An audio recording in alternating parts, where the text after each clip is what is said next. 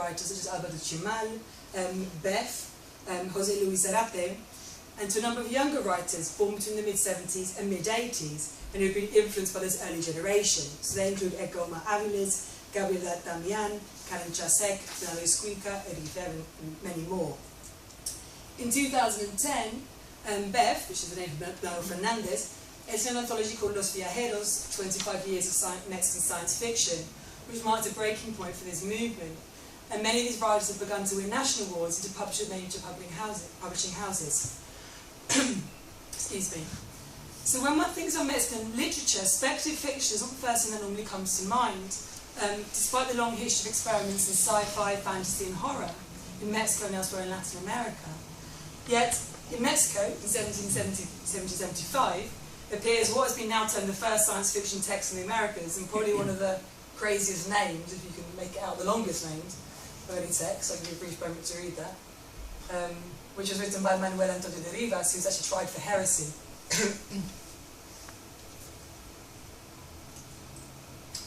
And these early examples of fantastic literature in the 18th century would develop into a body of writing in the 19th century in Mexico, which would be especially influenced by the work of Edgar Allan Poe and the horror genre. However, there'd be no cohesive science fiction tradition until the 1960s and 1970s, and what's been termed the first golden age of Latin American sci-fi. So in Mexico, despite a strong oral tradition, which evokes tales of monsters and ghosts, with the most prominent example being La Llorona, and a pre-Hispanic tradition, as explained by Adriana, that understood horror in a particular way, i.e. horror as part of life, not as an aberration, speculative fiction has been denigrated by academic and institutional literature in Mexico. And this contrasts the case of English language literature, in which science fiction has formed more of an integral part. So why is this so? So, whilst in the US in the 1930s and 1950s, there will be defined also a golden age of science fiction, literature in Mexico at the time was determined by the cultural politics of the revolution of 1910. So, in the construction of a post-revolutionary nation, power was consolidated with the deification of the idea of the people.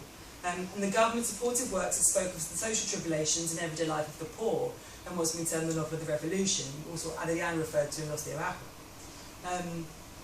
So in Mexico, and as in Latin America as a whole, the dominant literary paradigm was realism, whilst fanciful writing was seen as intellectually and artistically inferior.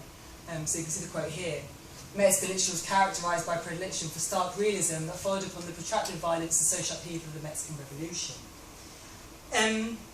In this context, fantasy and horror were seen as reminders of a time before progress, revolution and democracy. At the same time, as Claudio Lomnitz argues, an ironic familiarity with death became the cornerstone of national identity. A generation of revolutionary intellectuals took the pre-Hispanic images of death and the celebration of life and death as a whimsical couple, as we can see here, and made this part of Mexico's modernist revolution. And the popular embellishment of death, with its resonance of both Catholic and Aztec traditions, seemed to be the perfect embodiment of the formula of cultural hybridity, mestizaje, or kind of mixing, which was the heart of Mexico's cultural revolution. Here I've got one of the examples from Octavio Paz, one of the most, alongside Rulfo Fuentes, one of the most prominent Mexican writers of the 20th century, who had developed this kind of myth of the idea of Mexican who laughs in the face of death. So as he argued in The Labyrinth of Solitude, one of the foundational works of Mexican national character, death forms an intrinsic part of the condition of solitude, which had taken hold of Mexico on its entry into the modern world. So in contrast with the modern world, or the Western world, in which death is denied or ignored, in Mexico, so he says here, death is denied or ignored, as if it doesn't exist. In Mexico, they live with death, they laugh at death, they caress it, they sleep with it, they celebrate it. Later on he says here, the contemplation of horror and the familiarity and the complacency with it constitutes one of the most notable aspects of the Mexican character.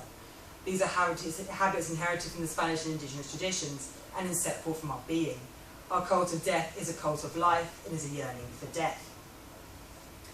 So it would be Octavio Paz and his literary circles who become to define Mexican literature in the mid-20th century. And alongside the hegemony of the PRI, which was the Institutional Revolutionary Party after the Revolution, which predominated Mexican politics for the whole 20th century, basically. After the Revolution, literature was determined by what has been termed cultural caciques, so referring to Octavio Paz and his circle. So Mexico's literary life was devoted to poetry, social topics, the nation, and Mexican modernity. As Silvia Moreno Garcia argues, flights of fancy took second place to nation building.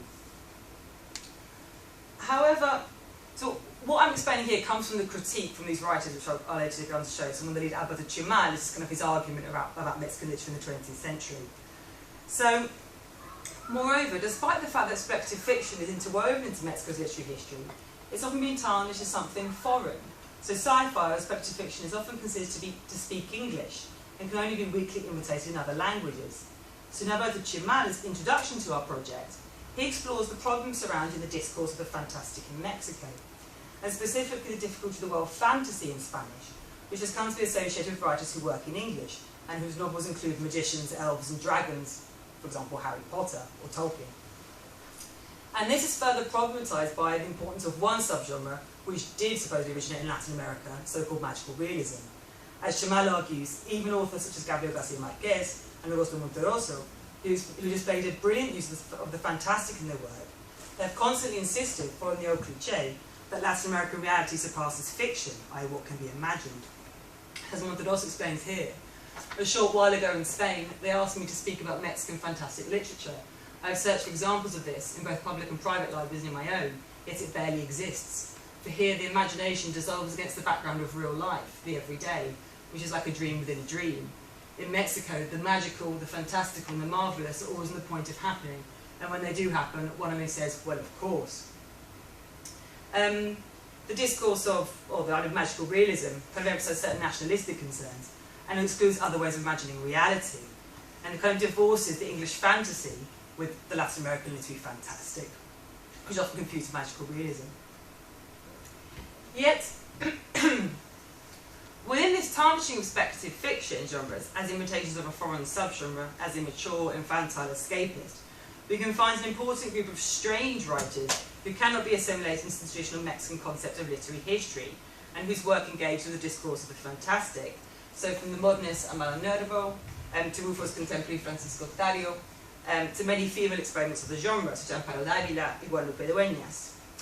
Furthermore, elements of fantasy, the fantastic and horror can be found in some of the most canonical Mexican writers, including Carlos Fuentes, ahora Rufo, as we've explained, Elena Garro, and even Octavio Paz, and his canonical work by Ariola. As Chimal states, an infallible method to annoy certain university professors is to speak of Pedro Páramo, normally seen as a masterpiece of Mexican letters, a novel which explores the complex identity of what it means to be Mexican in the 20th century, as a novel of the fantastic. Ruy Ferrin singles out these four texts as examples of speculative fiction, or texts using elements of the fantastic during the period when it was supposedly non-existent. So for him, Pedro Páramo and Aura could be considered as horror, whilst Confabulario and the remembrance of things to come could be seen as fantasy. So, whilst in Mexico in the 1960s, there emerged a new generation of writers working in speculative fiction genres, paralleling a wider development in Latin America. The project of Palabras Errantes concentrates on the renewed energy of sci-fi from the 1980s, with the establishment of the literary prizes for science fiction writing and important fanzines such as Umbrales. In this context, speculative fiction began to appear more in the Mexican literary mainstream. So the underground movement of Chimal, Beth, Zarate and Pepe Rojo from beginning of 2000s began to become more popular, and this coincided along with the throwing out of power of the Institutional Revolutionary Party, the PRI, in 2000 for more than a decade, a brief opening up of the Mexican literary scene. So a small group of publishers tried to draw these writers and fans of speculative fiction out of the underground. Yet whilst this movement didn't last, it would have a lasting legacy on the group of writers profiled here. The work of Chimal, Beth, Zarate and Rojo established the paradigm for this new Mexican speculative fiction. And they have recovered fantasy elements from Rufo and Ariola, merging this with major sci-fi authors such as Asimov, Philip K. Dick and Huxley, etc., and mixing traditional sci-fi topics such as the Golem, the doppelganger, dystopias, robots, aliens and zombies, with other new genres such as dirty realism or mass media narratives. So, how can we characterise the writers translated in this collection? So on the one hand, they speak about topics which are specifically Mexican, The stories are set in an urban space identified as Mexico City. They feature Mexican cultural icons, historical figures such as Benito Juarez, Aztec gods. They refer to specific historical events such as the student massacre at Tlatelolco in 1968 or the earthquake of 1985. Likewise, the politics of Latin America is also present. Themes of migration, borders, colonization, authoritarian states and subversive guerrilla groups. These stories also deploy elements of the magic or the marvellous, alongside discourse of the fantastic in the vein of Borges or Bioy Casares. Yet at the same time, the representation of actual reality always coincides with speculative elements, narrative, language experimentation, and mixed subgenres. So you can see all here in terms of these called images in which images from Mexican history or kind of from the revolution have all been merged in this kind of imaginative, dystopian sense. But simultaneously, there's a move away from what is specifically Mexican in narratives which speak of globalization, scientific and technological developments, biopolitical control. They feature locations from Brighton to Japan to the galaxy. They use comics, mass media, and the internet, action-adventure movies, detective narratives, or classic sci-fi themes. Yet the predominant theme is dystopia, terrifying and frightening imagined futures predominated by apocalyptic destruction, environmental collapse, totalitarian governments, sinister and horrifying characters, and of course, death. We're now going to have a couple of readings from two of the translators who've worked in us. The first one's going to come from Erika Mogwen's stories, which we're going to publish. And her tales shift from the weird to the magical, from the apocalyptic to the dystopian. In Pisces, a character's obsession with their fish tank becomes a replaying of Cortázar's Axolotl in a world in which the human and amphibian merge. And the marvellous elements of her story Grandpa's Trade, however, in which a grandfather teaches his son how to catch dreams, contrast the apocalyptic vision of the second son, which Rachel Randall's going to read an extract for you from right now. Dawn was breaking. The entire plain was covered with a thin layer of cloud. The inhabitants were stretching, some in silence, others chanting a hymn bequeathed from one generation to the next. There arose the buzzing of insects, the roar of a predator, and its victims' fearless but attentive looks. We set out to nibble on the fleshy leaves surrounding the pond. Nothing can beat the sensation of sinking one's teeth into them, allowing that sweet, thick sap to drizzle over the corners of the mouth. Everything was both the start and the end of the cycle. We were grazing, ignorant of the event that was looming closer, barely moved by the tear that was beginning to shatter our familiar landscape.